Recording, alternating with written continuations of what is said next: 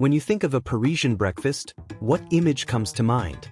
Probably a fresh, warm croissant, with those perfectly golden layers and a texture that melts in your mouth. The croissant is so closely associated with France that it seems impossible to imagine its story beginning anywhere else. But the truth is, this symbol of French pastry has roots in Austria. It all starts in the 13th century, in Austria, with a bread called kipferl. It was a crescent-shaped bread, denser and less flaky than today's croissant, made with leavened dough and plenty of butter. Records show that the kipferl existed as early as the 13th century, though some believe its origins might be even older. There's a fascinating legend about its creation. The story goes that in 1683, during the Ottoman siege of Vienna, bakers working through the night heard the Turks trying to dig tunnels under the city walls. They alerted the Austrian army, which managed to defend Vienna. To celebrate the victory, the bakers created a bread in the shape of the Ottoman flag's crescent moon, symbolically eating the enemy. It's an incredible story, but most historians consider it a myth. The kipferl existed long before that. Another romantic legend involves Marie Antoinette.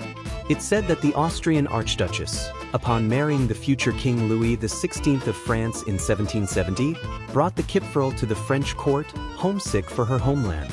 Unfortunately, there's also no historical evidence to support this version. The true story of the croissant in France begins in 1839 with an Austrian artillery officer named Auguste Zong.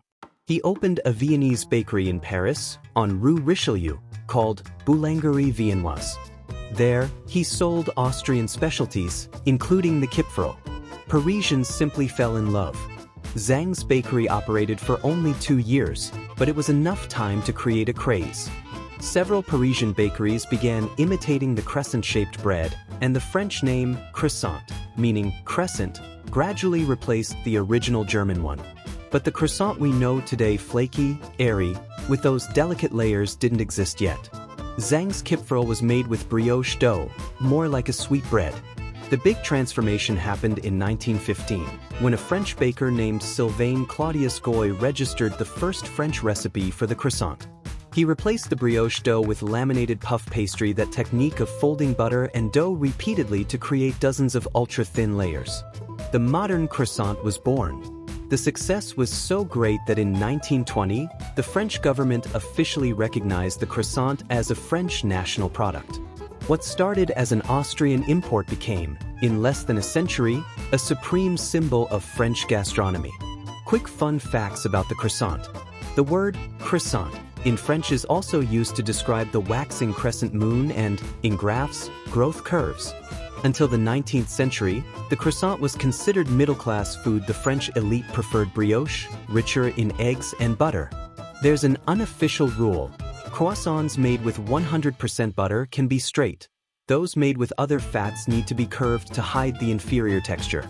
In 1981, the American company Sara Lee revolutionized the market by creating frozen croissant dough, allowing anyone to have fresh croissants at home.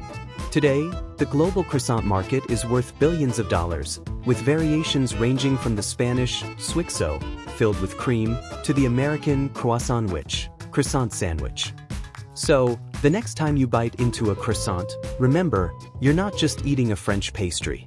You're tasting centuries of history, from 13th century Viennese bakeries to the streets of Paris, from the genius of a French baker who reinvented the dough to its conquest of the world. The croissant traveled through time and crossed borders to be on your plate today. Now I want to know from you. Do you prefer the traditional croissant, the chocolate one, pain au chocolate, or those filled ones? And more importantly, did you know that the croissant isn't originally French? Tell us in the comments. If you enjoyed this story, hit that like button to help the channel grow.